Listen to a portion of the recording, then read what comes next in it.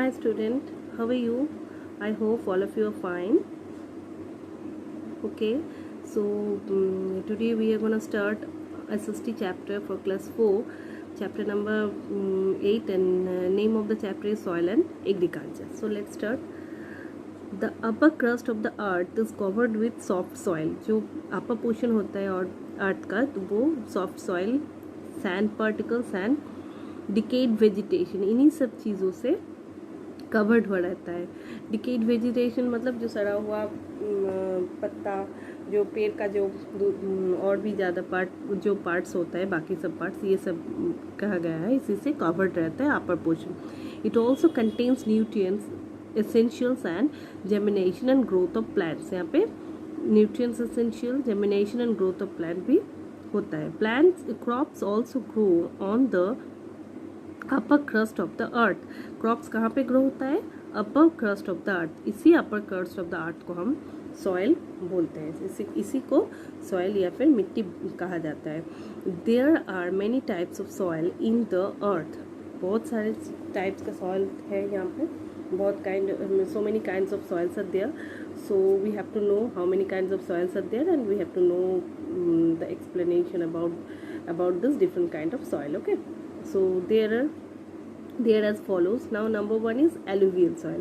Alluvial soil is formed by the deposition of alluvium by rivers. जो rivers जो होता है, मतलब नदी जो डिपोजिट करता है एलुवियम, उसी से जो मिट्टी बनता है उसे एलुवियल सॉइल कहा जाता है. Alluvial made of a variety of materials.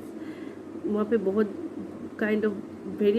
Variety kind of materials वहाँ पे रहता है. क्या रहता है हमको देखना होगा. सिल्ट रहता है, क्ले रहता है, एंड सैंड भी वहाँ पे रहता है. इसी प्रकार का मिट्टी, मतलब एलुवियल सॉइल में हमें सिल्ट मिलता है, क्ले मिलता है, और क्या मिलता है? सैंड भी मिलता है. Alluvial soil is very fertile soil. मतलब यहाँ पे एग्रीकल्चर बहुत अच्छे से होता है because it's a fertile soil. यहाँ पे एग्रीकल्चर के लिए ये बहुत उपयोगी है या फिर हेल्पफुल है. Okay, next number 2 is black soil. Black soil is dark grey to black in colour. इसका कलर कैसा होता है? आइदर डार्क ग्रे होता है या फिर ब्लैक होता है. It has high clay content. यहाँ पे क्ले कंटेंट बहुत ज़्यादा होता है. It is also known as regur और ब्लैक कॉटन सॉइल. इसका जो लोकल नाम या रीजनल नेम या फिर कॉलोकल नेम क्या कहते हैं उसको? रेगुड़ और ब्लैक कॉटन सॉइल भी कहा जाता है. क्यों कहा जाता है? क्योंकि यहाँ पे कॉटन बहुत ज़्यादा होता है. It is very good for growing cotton. Cotton यहाँ पे बहुत अच्छे से बहुत ज़्यादा होता है. So this is very appropriate for the agriculture of cotton. This kind of soil, that is black soil, is very helpful or very appropriate for the production of cotton. Number 3 is red soil. Red soil is rich in iron. It is more sandy and less clay. Red soil का colour इसीलिए red होता है क्योंकि यहाँ पे iron का quantity ज़्यादा होता है, and it is more Sandy. यहाँ पे सैंड ज़्यादा है और क्ले का परिमाण कम होता है. Number 4 is laterite soil. What is laterite soil? Laterite soil is formed due to continuous weathering of parent rock. जो रॉक होता है माउंटेन में, जो पत्थर रहता है पहाड़ में, तो उसी जो वेदर के हिसाब से जो वो टूटते टूटते जिस तरह का मिट्टी बनता है तो उसे लैटराइट सॉइल कहते हैं. It is rich in iron. इसी प्रकार मिट्टी में आयरन बहुत ज़्यादा होता है. एल्यूमिनियम ऑक्साइड्स भी बहुत ज़्यादा होता है. It is brown to yellowish in colour. इसका कलर कैसा होता है? The brown or yellowish kind of colour. It is used as building material. जो बिल्डिंग कंस्ट्रक्शन होता है वहाँ पे ये वाला सॉइल यूज़ होता है. Next one is Sandy soil. Sandy soil नाम से हम लोग को पता चलता है कि इसमें सैंड का परिमाण ज़्यादा होगा, क्वांटिटी ज़्यादा होगा.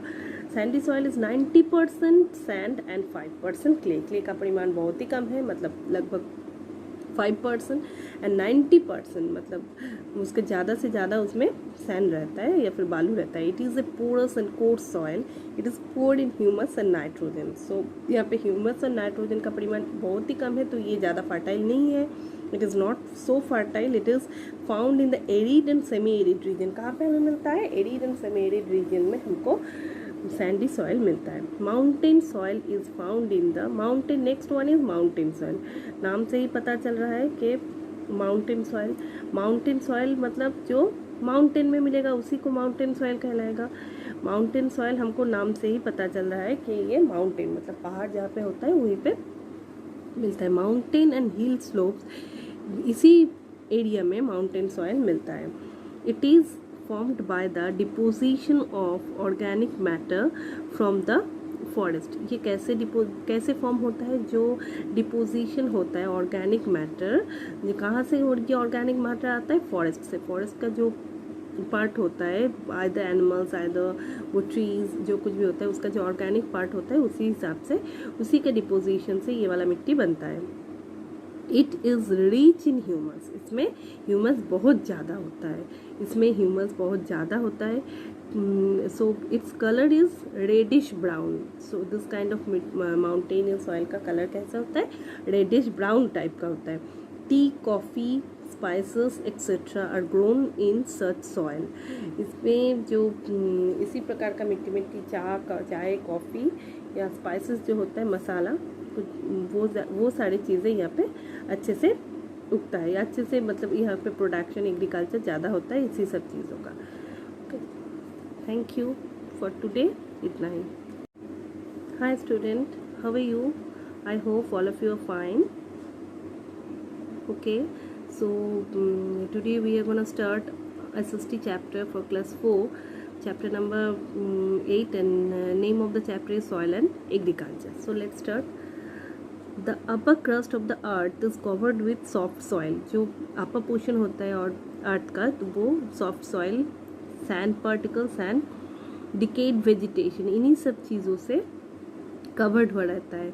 डिकेड वेजिटेशन मतलब जो सड़ा हुआ पत्ता, जो पेड़ का जो और भी ज़्यादा जो पार्ट्स होता है, बाकी सब पार्ट्स, ये सब कहा गया है, इसी से कवर्ड रहता है upper portion. It also contains nutrients, essentials and germination and growth of plants. यहाँ पे nutrients, essential, germination and growth of plant भी होता है। Plants crops also grow on the upper crust of the earth. Crops कहाँ पे grow होता है? Upper crust of the earth. इसी upper crust of the earth को हम सॉइल बोलते हैं, इसी को सॉइल या फिर मिट्टी कहा जाता है। There are many types of soil in the earth. बहुत सारे टाइप्स का सॉइल है यहाँ पे, बहुत so many kinds of soils are there.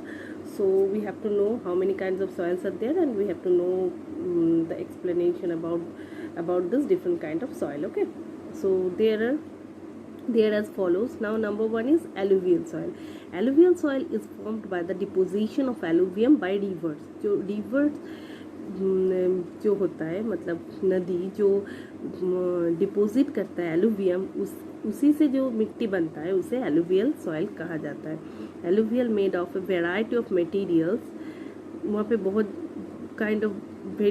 Variety kind of materials वहाँ पे रहता है। क्या रहता है हमको देखना होगा? सिल्ट रहता है, क्ले रहता है एंड सैंड भी वहाँ पे रहता है। इसी प्रकार का मिट्टी, मतलब एलुवियल सॉइल में हमें सिल्ट मिलता है, क्ले मिलता है और क्या मिलता है? सैंड भी मिलता है। Alluvial soil is very fertile soil, मतलब यहाँ पे एग्रीकल्चर बहुत अच्छे से होता है because it's a fertile soil. यहाँ पे एग्रीकल्चर के लिए ये बहुत उपयोगी है या फिर हेल्पफुल है। Okay, next number 2 is black soil. Black soil is dark grey to black in colour. इसका कलर कैसा होता है? आइदर डार्क ग्रे होता है या फिर ब्लैक होता है.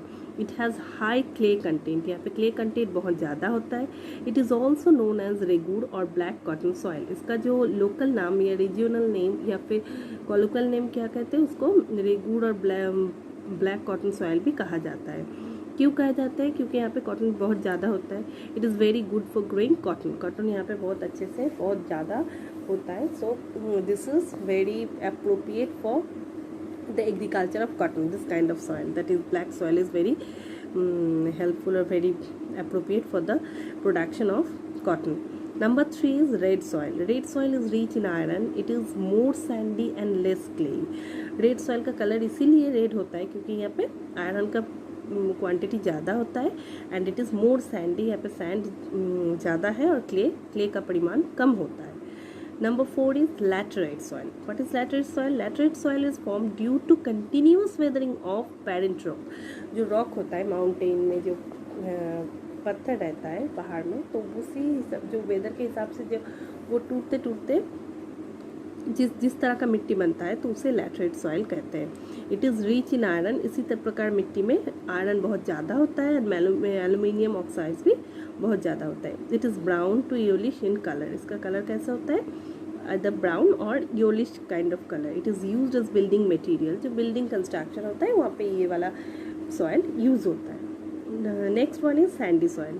सैंडी सॉइल नाम से हम लोग को पता चलता है कि इसमें सैंड का परिमाण ज़्यादा होगा, क्वांटिटी ज़्यादा होगा। Sandy soil is 90% sand and 5% clay. Clay का परिमाण बहुत ही कम है, मतलब लगभग 5%, एंड 90% मतलब उसके ज़्यादा से ज़्यादा उसमें सैंड रहता है या फिर बालू रहता है। It is a porous and coarse soil, it is poor in humus and nitrogen. So यहाँ पे ह्यूमस और नाइट्रोजन का परिमाण बहुत ही कम है, तो ये ज़्यादा फर्टाइल नहीं है। It is not so fertile, it is found in the arid and semi arid region. कहाँ पे हमें मिलता है, arid and semi arid region में हमको सैंडी सॉइल मिलता है। Mountain soil is found in the mountain. Next one is mountain soil. नाम से ही पता चल रहा है कि माउंटेन सॉइल मतलब जो माउंटेन में मिलेगा उसी को माउंटेन सॉइल कहलाएगा। माउंटेन सॉइल हमको नाम से ही पता चल रहा है कि ये माउंटेन मतलब पहाड़ जहाँ पे होता है वहीं पे मिलता है। माउंटेन एंड हिल स्लोप्स, इसी एरिया में माउंटेन सॉइल मिलता है। It is formed by the deposition of organic matter from the forest. ये कैसे फॉर्म होता है, जो डिपोजिशन होता है ऑर्गेनिक मैटर, कहाँ से ये ऑर्गेनिक मैटर आता है, फॉरेस्ट से। फॉरेस्ट का जो पार्ट होता है, आइदर एनिमल्स आइदर वो ट्रीज जो कुछ भी होता है उसका जो ऑर्गेनिक पार्ट होता है उसी हिसाब से उसी के डिपोजिशन से ये वाला मिट्टी बनता है। It is rich in humus, इसमें ह्यूमस बहुत ज़्यादा होता है, इसमें ह्यूमस बहुत ज़्यादा होता है। So its colour is reddish brown. So this kind of mountainous soil का कलर कैसा होता है, रेडिश ब्राउन टाइप का होता है। Tea, coffee, spices etcetera are grown in such soil. इसमें जो इसी प्रकार का मिट्टी में चाय, कॉफ़ी या स्पाइसेस जो होता है, मसाला, वो सारी चीज़ें यहाँ पे अच्छे से उगता है, या अच्छे से मतलब यहाँ पे प्रोडक्शन एग्रीकल्चर ज़्यादा होता है इसी सब चीज़ों का। Okay, thank you for today, इतना ही।